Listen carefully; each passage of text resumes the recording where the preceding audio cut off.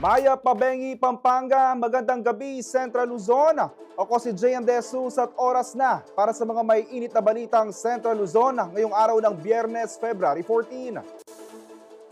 Local candidates hinimok ni PBBM na gawing prioridad ng serbisyo publiko sa gitna ng eleksyon.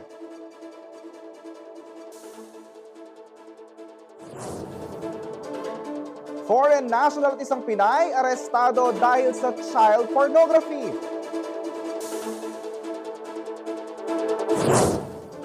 Bagong kulinarium sa Museo ng Angeles layong palakasin ang culinary heritage ng probinsya.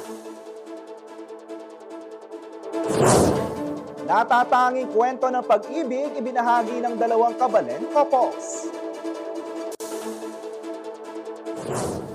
At Nations girl group na BINI nirelease ang bagong single na Blink Twice.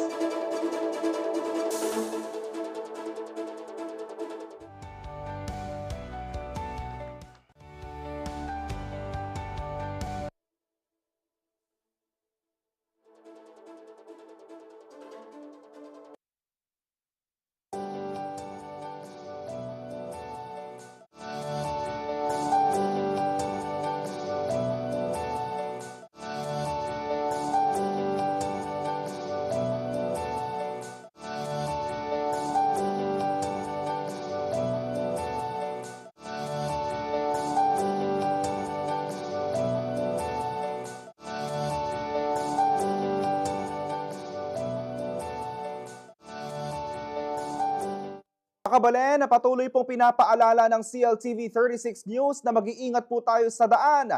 Naaksidente ang isang modern PUV na biyaheng Malolos, San Fernando sa MacArthur Highway, Sitio Dalakitan sa may barangay San Matias, Santo Tomas tanghali ngayong Biyernes, February 14. Upang malaman natin ang detalye ng balitang ito, makakasama natin si Liana Canilao. Liana, paano nangyari ang aksidente? Well, GM, just a brief overview para sa ating mga kabalen na nakatutok ngayon para may background sa January 14, 2025. Kabalitaan natin ang isang accident na kinasaktan ng isang modern jeep o minibus na may rutang Malolos, San Fernando, Pampanga. Ito ay nangyari sa Colombo at batay sa report sa investigation ng kapulisan, sumalpok ang minibus sa tricycle at nahulog ito sa tulay. At dahil dito, dalawa ang nasawi. At ngayon, fast forward to February 14, 2025, araw po ng mga puso, saktong 1 month, na aksidente rin o muli na namang na-aksidente ang isang minibus o modern jeepney. Ito ay nangyari naman sa MacArthur Highway, Sitio Dalakitan, Barangay San Matias, Santo Tomas. So, base dun sa nakita natin or nakuha natin na police report, ito ay nangyari pasado alas 12 kaninang tanghali. Ito ay self-accident daw at ang minibus ay minamaneho ng isang 53 years old na babae. So, batay na rin dun sa ating panayam doon sa mga residente doon sa lugar. At doon sa nakasaad din sa police report, etong minibus o itong modern jeepney ay mabilis ang takbo ko yung GM and biglang nagpara yung isang pasahero at dahil dun sa sudden stop, nawalan ng preno, kumbaga itong modern na jeepney kaya ito nag-slide at tumama ito dun sa actually hindi siya tumama mismo dun sa bahay, mabuti na lamang at doon sa parang sa harapan o tapat ng bahay lang at base doon sa may-ari ng bahay ay yung kanyang mga halaman yung nadali dito sa aksidente ako yung GM and mabuti na lamang daw umano at yung kanyang mga alagang aso hindi rin natamaan nitong tumumba o tumaob na minibus ko yung GM. Meron na bang bilang ayon sa police report o doon sa mga panayam nyo sa kapulisan na nasaktan sa aksidente? Oo. Kaya ang GM, mabuti na lamang umano at walang nai-report na nasaktan o na-injure dito sa aksidenteng ito. Pero nang nakausap natin yung may-ari o yung nakatira dun sa bahay, batay daw dun sa kanyang pakikinig o dun sa nangyari kanina dahil nandun siya, meron daw dalawa na dinala sa TBL dito sa may Santo Tomas sa pinakamalapit na ospital and mga minor injury lang naman daw ang natamo nila ko yung GM. Ano naman ang sitwasyon ng bahay ng natamaan na POV ng datna nito ng CLTV 36 News Team? O yung GM tayo, nakapunta tayo pasado 3:00 kanina para nga kumustahin itong mga residente dito sa bahay na tinamaan. So according to them, wala namang nasaktan din sa kanila sa mga nakatira doon sa bahay at yung nga mga alaga nilang aso ay hindi rin nagtamo ng kahit na anong sugan at mabuti na lamang daw at actually sinasabi nila na medyo hindi na dumiretso pa ito dahil kung hindi, mas malaking disgrasya ang aabuti ng mga residente at syempre yung kanilang mga ari-arian ko yung GM. Panghuli na lamang, Liana, ito ba, base sa iyong obserbasyon, nagdulot ba ng mabigat na daloy ng trapiko o agad naman itong, kumbaga, naalis dun sa mismong lugar ng aksidente? O yan, GM, base dun sa mga nakausap, na mga residente na nakausap natin, agad naman na naialis itong minibus o itong modern jeepney sa tapat ng bahay ng pamilya Dakis, ako yung GM. And dahil medyo may kaluangan din yung kalsada doon at ito ay sa sitio Dalakitan, kumbaga mostly mga residential area yung doon, no? So walang mga masyadong commercial areas or mga establishments, kaya hindi rin masyadong nagdulot ng mabigat na daloy ng trapiko itong aksidente ko yung Justin. Ay ko yung GM, sorry. Maraming salamat, Liana Canilaw, at mag-iingat ka ngayong araw na ito dahil marami ka na aksidente dito sa ating mga kalsada.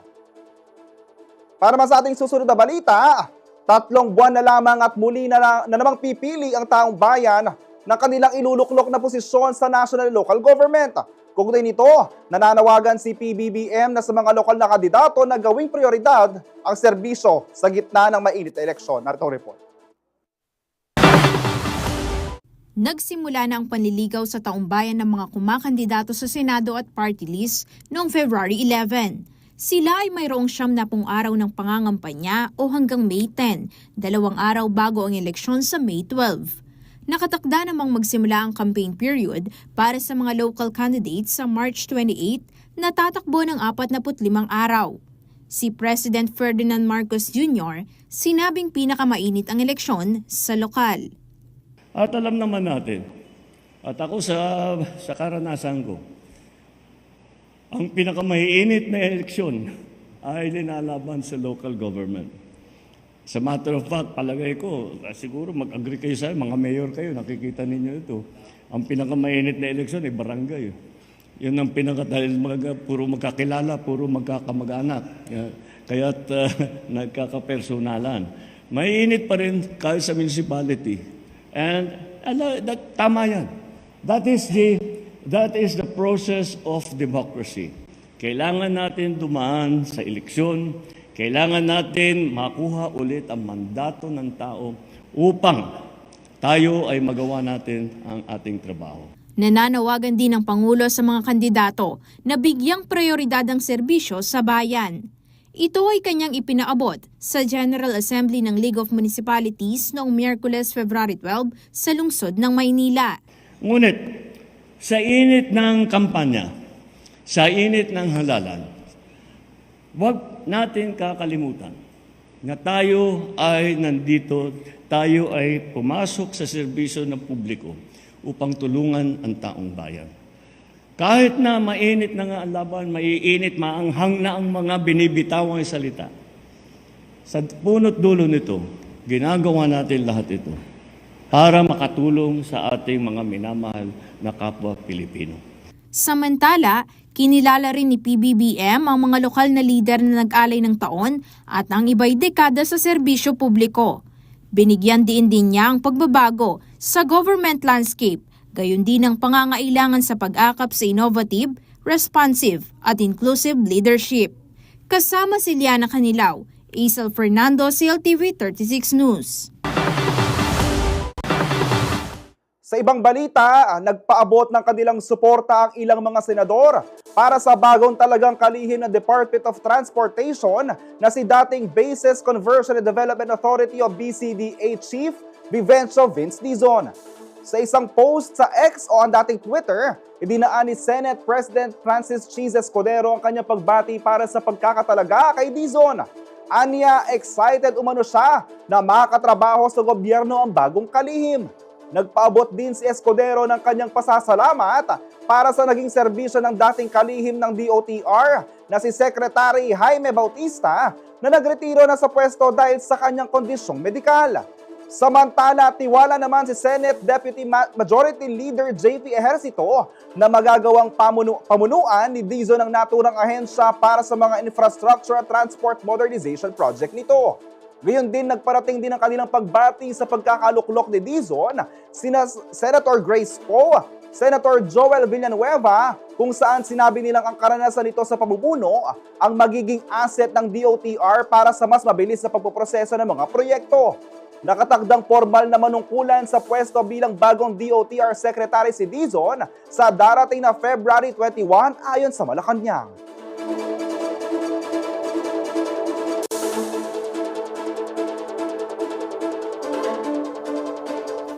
Manatiling nakatutok para sa iba pang balita ngayong araw.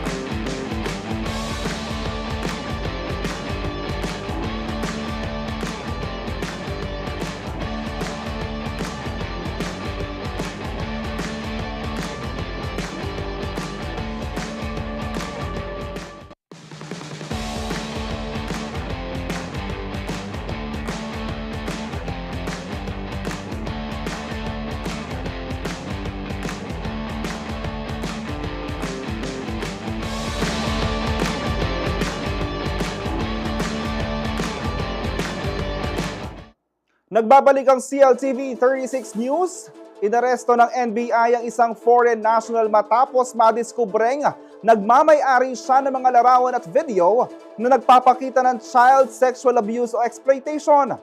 Nahuli ang suspect na kinilalang si Joseph John Graham nang makatanggap ng case referral ng NBI Violence Against Women and Children Division mula sa US Department of Homeland Security. Pinaniniwalaang nasa Pampangang Amerikano at ng abuso ng mga menor de edad para sa sexual exploitation.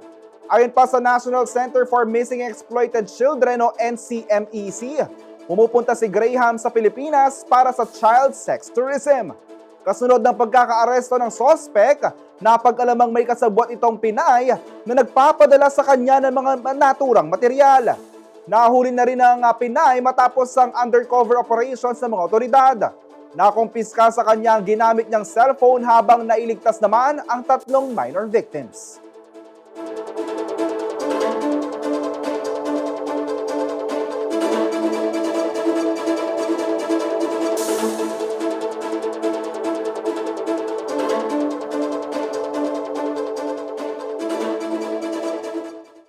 Arestado ang umunoy maintainer ng isang drug den sa Barangay Minuyan proper sa San Jose del Monte, Bulacan matapos ang buy-bust operation ng Philippine Drug Enforcement Agency o PDEA nitong Martes, February 11.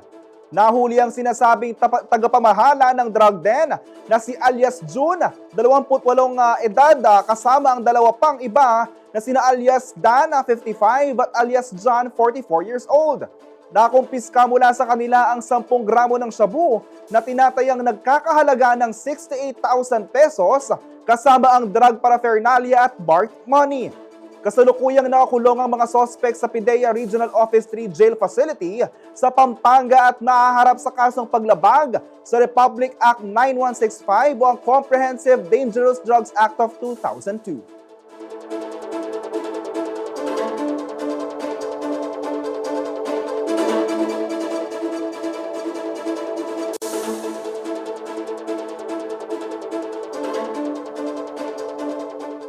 Sa ating ibang balita, kilala ang Pampanga bilang probinsyang mayaman sa mga lutong swak na swak, hindi lang sa panlasang Pinoy kundi pati na rin sa buong mundo.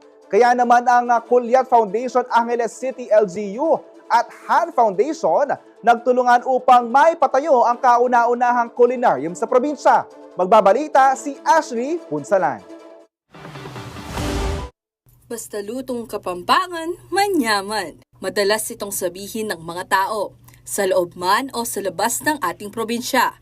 Dahil kapag pagkain na ang pinag-uusapan, siguradong nangunguna hindi lang sa panlasang Pinoy, kundi pati sa buong mundo ang pagkain galing sa Pampanga. Matatanda ang Nobyembre ng nakaraang taon nang formal nang iniakyat sa Senado ang panukalang batas na magdedeklara sa Pampanga bilang Culinary Capital of the Philippines. Nito lamang Huwebes, February 13, pinasinayaan naman ang bagong kulinarium sa Museo ng Angeles sa Barangay Santo Rosario ng syudad.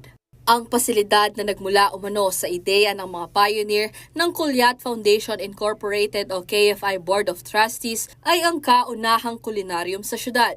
Ito ay inaasahang maging tahanan para sa mga cooking classes, food demonstration o kaya na may food exhibition ng iba't ibang mga chefs sa probinsya. Tayong mga Kapampangan, itamong Kapampangan, we are known for good food. Okay, so it is but right to have a culinary museum. Layon ng kulinarium na palakasin at patatagin ang culinary heritage ng Pampanga sa pamamagitan ng pagtatampok ng iba't ibang putahe bukod sa mga Kapampangan heirloom dishes. Ito umano ay isa ring paraan upang panatilihing buhay ang mga lutong Kapampangan para sa mga susunod pang henerasyon. Nirenovate at in-enhance ang lumang barangay hall ng Santo Rosario na katabi ng Museo ng Angeles para gawin itong fully functional at interactive living kitchen. Naipatayo ito sa pagtutulungan ng Kulyat Foundation, lokal na pamahalaan ng Angeles City at Han Foundation. Ayon kay Ann Christie Galura, ang Executive Director ng Han Foundation, mahalaga para sa kanilang organisasyon ang maging involved sa development ng komunidad. Because this is the group of people that supports us in terms of employment, in terms of guests, in terms of our commerce. Very important to us that we give back to the community that has supported us through all these years. Dagdag ni Galura, ang Angeles City ay napakalapit umano sa kanilang puso dahil halos 85% ng kanilang empleyado ay mula sa probinsyang kinabibilangan ng syudad. Kaya naman suportado raw sila sa pagdevelop sa probinsya bilang culinary capital ng bansa. Samantala, ang culinarium ay kasalukuyang nasa pamamahala ng KFI na siya ring nangangasiwa sa pagpapalakad ng Museo ng Angeles. Ayon kay KFI Secretary at Curator ng museo na si Jing Torno, maaaring makipag-ugnayan sa opisina ng Museo ng Angeles ang mga individual o organisasyong nais bumisita o gumamit sa bagong pasilidad. Plano rin umano ng organisasyon ang pakikipag-partner sa iba't ibang institusyon para sa mga aktibidad na ihahanda ng Culyat Foundation. Bukas ang museo mula Lunes hanggang Sabado, alas 9 ng umaga hanggang alas 5 ng hapon. Ashley Punzalan, CLTV 36 News. Ipinakita ng kapulisan ng Pampanga at Regional Mobile Force Battalion o RMFB ng Central Luzon ang kanilang pagpapahalaga sa kanilang kasamahang kababaihan sa pamamagitan ng simple ngunit makabuluhang selebrasyon ngayong araw ng mga puso, February 14.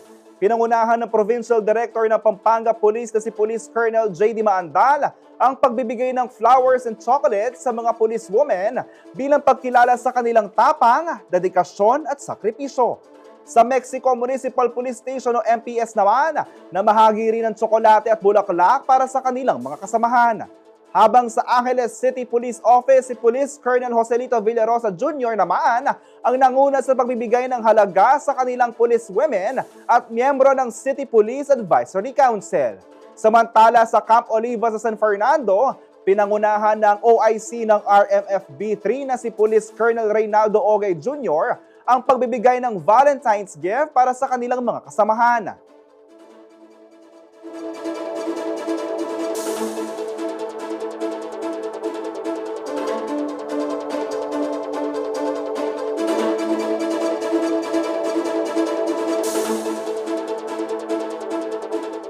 Manatili nakatutok para sa iba pang balita ngayong araw.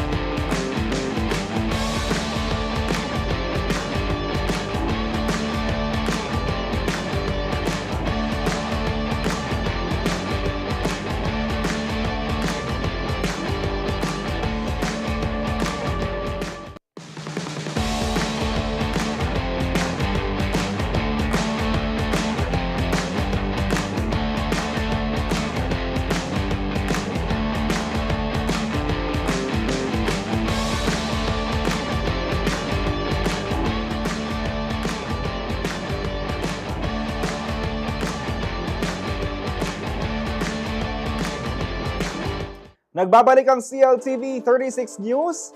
Kabalen, mayroon ka bang alam na magsing-irog na may kakaibang love story?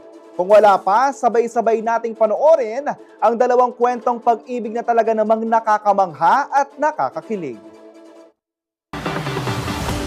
Happy Valentine's Day! Ngayong araw ng mga puso, sabay-sabay tayong kiligin at ma-inspire sa kwento ng ilan nating mga kabalen. Love stories na hindi natin karaniwang naririnig. From ring bearer and flower girl to partners forever. Ito ang kwento ng mag-asawang sina Jonel at Missy Ilagan mula sa bayan ng Magalang, Pampanga. 2003 nang parehong magsilbing abay ang mga ito sa kasal ng katrabaho ng kanilang mga ina. Nagkataon pang partners sila. Bale, yung unang pagkikita namin is mag-aabay kami dyan sa may cottagers ng mama namin. Nag-abay kaming parehas. Then parang kami yung naging partner nun. Pagkatapos namin mag-abay, wala na. Hindi na kami nagkita ulit. Pagkatapos ng araw na iyon, hindi na raw muling nagkita ang dalawa. Lalo pat mula sa Magalang si Jonel habang tiga Mexico naman si Missy. Mas napalayo pa si Missy nang siya ay magtrabaho na sa siyudad San Fernando. Ngunit kapag ang tadhana ang umandar, talaga namang ikaw ay mamamangha. Dahil pagkalipas ng 16 na taon noong 2019, muling nagtagpo ang kanilang landas. Bale, one time papunta akong Angeles. Then sila papunta dito sa work niya. Nakasakay ko siya sa jeep. Kaso gusto ko siyang i-approach. Kaso parang nag-aalangan ako, baka iba yung hinala ko. Then pag uwi ko sa bahay, tinanong ko kay mama kung anong pangalan nung childhood na naging partner ko nung kasal. Nabanggit naman niya yung pangalan, kaya doon ko nagsimulang i-add siya sa Facebook at i-message. Kakaiba raw ang naramdaman ni Jonel nang masilayan si Missy. Parang ma'am, kinakabahan na-excite kasi nung nakita ko siya parang, yun nga, tumibok yung puso. Ang siste, nagpa-hard to get pa si Missy sa pamamagitan ng hindi pagre-reply agad sa mga mensahe ni Jonel. Actually, hindi man kami agad nagkita, nag-chat-chat muna sa Facebook, pero hindi siya reply kasi hindi siya type. Ngunit si Missy, nag-give up din kay Jonel di kalauna. Ano naman mabait naman siya, tapos kwela din. Tapos yun, siguro yung attitude namin nag-mix. Yung okay naman kami. Tapos yun. Ang 4 na taong pagliligawan at pag-iibigan na uwi rin sa kasalan noong 2023. Nabiyayaan na rin ng isang supling sina Missy at Jonel.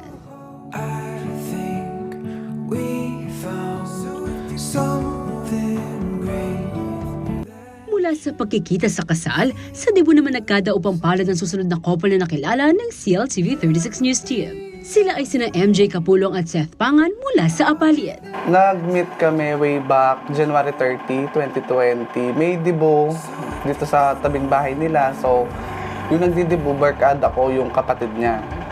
So, na-invite ako para mapumunta lang. Then, during debut, noon nakita ko na siya. Sabi ko, sino yun? Sabi ko, hindi ko naman alam na lesbian siya. So, yun. Tapos, after ng debut, nag-inom. Doon, nagkakilala kami, nagkatabi. Bagamat si Seth ang unang nabihag, si MG naman ang unang nag-approach at nag-chat. Paano ba naman kasi na in love daw ito kay Seth sa unang tingin? At matapos ang isang araw na ligawan, ang ating mga bida naging mag-on na. Agad na napasagot si Seth dahil sa pinaparamdam sa kanyang princess treatment. Pagkalipas ng isang buwan, nagdesisyon na rin ang dalawa na magsama sa ilalim ng iisang bubong. Una, after nung gabi na yon, pagkating niya sa akin, kinabukasan, yun, doon na nag-start yung chat. And then, nag-work kasi ako noon sa parlor, sa salon. So after ko na sa trabaho, pupunta siya sa bahay, ganun, mag-i-stay hanggang gabi. Then uuwi siya. Ganun yung routine namin everyday. Bagamat nagkaroon na ng mga unang relasyon, ibang saya raw ang ramdam nila sa isa't isa. Di ko nararamdaman sa iba. Siyempre malaking difference kasi way back, siyempre magkaiba kami nung nagiging karelasyon. So malaki,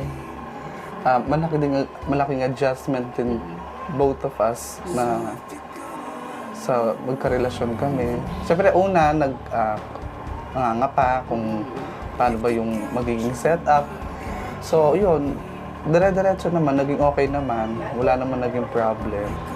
Siya din naman kasi maalaga. Yun, din ako pinapabayaan. Then, after kong mag-work, punta siya sa bahay. Yun, doon kami nag-uusap. Partners ang dalaw sa maraming bagay, maging sa gawaing bahay. Minsan po, siya po naglalaba pag wala po siyang trabaho. Ako naman po, nag-service po ako ng nag-aaral. Parang po, talagang yung parang palit po kami ng kasarian. Yun, minsan give and take lang din talaga. Pag may trabaho ako, siya yung maglalaba. Pag wala naman ako trabaho, ako talaga yung naglalaba.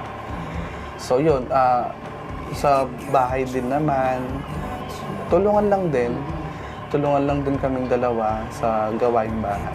Hindi raw naging madali ang pagmamahalan ni na MG at Seth sa umpisa, lalo pat mayroong humusga. Siyempre madaming nagtataas ang kilay, madaming nanguhusga sa amin na, yun nga, naging magkarelasyon kami, nag-live-in kami. Pero despite of that kasi, kung papatunayan nyo sa isa't isa na hindi hadlang ang kasarian, wala naman silang magagawa. As long as na wala kang tinatapakan na tao, ganon. So, yun, kahit may mga sinasabi sila, hindi na lang namin sila pinapansin. Kumbaga, kami rin naman dalaw kasi yung magsasama, hindi naman din sila. Hindi naman sila nagpa-apekto, lalo pat tanggap sila ng kanilang pamilya. Sa akin kasi, nung hinatid niya kasi ako nung gabi nung after ng debut, mama ko kasi mag-atendera sa palengke. Nakita niya na kami. Then kinabukasan, yun, tinanong niya lang ako kung sino yung kasama ko, gano'n. Tapos yun, sabi ko, lesbian siya. Tapos sabi ko, nanliligaw, gano'n. Natuwa si mother kasi syempre unusual nga yung ganong relasyon na lesbian tsaka gay magkakagusto. So yun, okay naman, naging smooth naman yung naging namin dalawa. Isa raw sa kanilang mga naririnig mula sa ibang tao ay hindi sila magtatagal na magkarelasyon. Pinatunayan naman ni Seth at MG na mali ang mga ito at ngayon 5 taon na silang nagmamahalan. Umaasa na rin silang makapagpakasal na at mabiyayaan ng supli. Kung sana magka-baby na kami, ganon, sana din, mas tatagal pa kami. Yun, hindi, kahit madaming nagiging problema, nagiging away, pero napag-uusapan lang din naman kasi natin siya. So, yung dream lang namin talaga is magka-baby na. And soon, sana din, makapagpakasal na din kami. May mensahe rin ng dalawa para sa ibang nagmamahalan na tulad nila. Huwag po silang kung ano po yung nararamdaman nila. Tsaka po, hindi naman po lahat ng LGBT, pareho lang po kami na babae, lalaki. Pwede po sila magmahal kahit sino po. Wala naman po Tsaka wala naman sa kasarian ang pagmamahal. As long as na naramdaman nyo sa isa't isa na mahal nyo, ganon. Kung ano yung nasa puso nyo, yun nga, sundin. Naway pagmamahal ang mangibabaw sa puso ng bawat isa para sa pamilya, kaibigan, kabiyak at sa lahat. Liana Canilaw, CLTV 36 News. Nabigoman sa pag-ibig sinikap ng gurong si Belinda Manalastas na mag-move on at pagtuunan ng pansin ng kanyang negosyong kantina. Alamin ang kanyang story of heartbreak and success sa report ni Rainiel Magbanua. Hindi na raw bago sa heartbreak ang gurong si Belinda Manalastas. May asawa pero nag-separate. 10 years kami ng asawa ko. And then nagka-boyfriend, iniwanan din. Pinagpalit sa katabing tindahan. Sa sobrang pagkabigo, naapektuhan na umano pati ang kanyang pagtuturo. Nagpapa-hospital pa nga ako noon kaso hindi ako tinanggap sa hospital kasi yung vital signs ko, lahat okay. So pinauwi ako, hindi ako makakain. Tapos yun, nagtuturo ako, umiiyak ako. Basta, oo, pumapatak yung luha ko. Ayun. Tapos tinatanong ng mga bata, wala, umiyak lang ako talaga. Pero sa halip na magmukmok, ibinuhos ni Ma'am Belinda ang kanyang efforts sa pagpapatakbo ng kanyang negosyo, ang Madam Belle's Canteen. Buti naman, dahil sa pagluluto dito, pag-aasikaso ng kantin, medyo naka-move on na. Naglibang po. Yung mga kaibigan ko, nandyan sila to support me. Yun. Tapos yun. Tsaka yung, siyempre, pag may naniligaw nalilibang ka na. Tumigil na sa pagtuturo si Ma'am Belle at full-time na sa kantina. Dati po akong teacher sa Lourdes Elementary School, grade 1 teacher for 28 years po. Tapos naisipan ko mag-resign dahil po dito sa aking kantin. So medyo mas malakas siya, tsaka wala na talagang magbabantay. So napilitan ako mag-resign. Pero ang pagbangon mula sa heartbreak ay isa lamang sa mga naging problema ng teacher turned canteen owner. Kasama rin si Ma'am Belle sa marami nating kababayang negosyante na pinadapa ng COVID-19 pandemic. Noong pong pandemic, super naging kawawa, nalugi po ako. So, salamat po yung mga katabi naming tindahan. Hinikayat nila akong, sinabi nila na magluto ako kahit konti. And then, dumami ng dumami, yun. Doon ako nagsimulang nagkantin. Kasi po, hindi na ako pwedeng magtinda ng mga goods dahil maraming nalugi, na medyo na bankrupt. Yun, at least po ngayon, nung naisipan ko pong magkantin, medyo nakalubag-lubag na po ng konti, nakabayad na ng mga kautangan. Ngayon, masaya na siya. Hindi dahil sa may bagong nagpapatibok ng kanyang puso, kundi dahil natutunan niyang mahalin ang kanyang sarili at ang negosyong itinaguyod niya mula sa wala. Dahil sa sipag, tiyaga at suporta ng kanyang mga kaibigan at pamilya, muling nagtagumpay si Ma'am Belinda. Tuloy-tuloy lang yung buhay. Kahit iniwanan ka, sabi nga nila, kapag nagsara yung isang pinto, maraming bintanang mabubuksan. Rainiel Magbanwa, CLTV 36 News in Turn.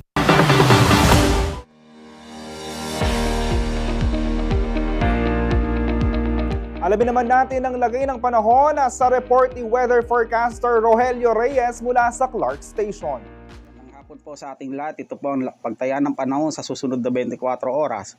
Ngayong araw ng Biyernes, February 14, 2025. Shear line po ang patuloy na nakakaapekto sa bahagi ng extreme northern Luzon. Ito po ang bahagi ng Batanes, Babuyan Group of Island. Ang mga lugar na ito ay pwede makaranas ng maulap na papawirin na may mga kalat-kalat na pagulan at isolated thunderstorm na pwedeng magdulot ng mga malalakas o mahinang pagulan, malalakas ng pagulan na pwede magdulot ng flash flood at landslide. Easterly po ang nakakaapekto sa eastern section ng Luzon, kasama na po ang Visayas. Dahil po dito ang Bicol Region, Eastern Visayas, Mainland Cagayan, Isabela, Aurora at Quezon ay makakaranas na maulap na papawirin na may mga kalat-kalat na pagulan at thunderstorm. Samantalang, patuloy pong naapektuhan ng Intertropical Convergence Zone ang Mindanao. Kabilang po dito ang Northern Mindanao, Caraga at Davao Region. Ang mga lugar na ito ay pwedeng makaranas ng maulap na papawirin at may mga kalat-kalat na pagulan.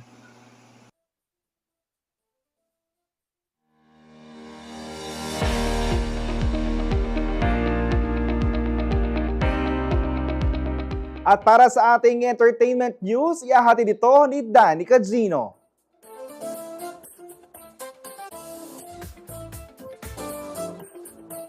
Nations Girl Group na Bini nirelease ang bagong single na Blink Twice.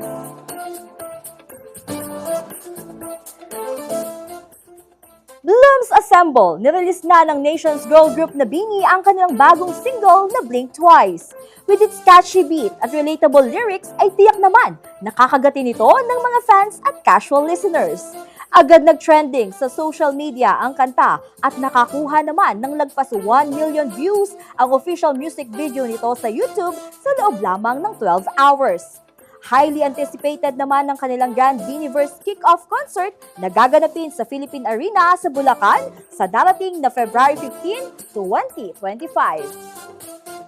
If you like me, blink twice.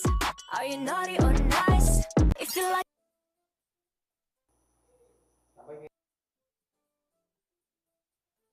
At yan ang ating entertainment news ngayong araw. Ako si Danny Cagino. Back to you, JM.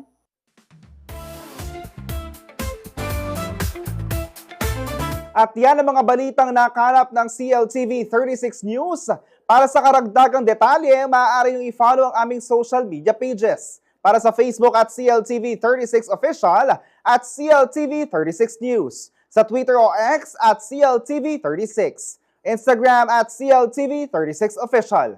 Kung nais niyong balikan ang mga programa ng CLTV, pwede niyong bisitahin ang aming YouTube channel at CLTV 36 Official. At syempre ang aming website, www.cltv36.tv.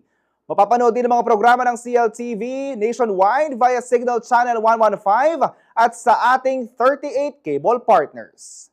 Kasama ang buong pwersa ng CLTV News and Current Affairs, ako si JM De Jesus. Maraming salamat at Happy Valentine's Day.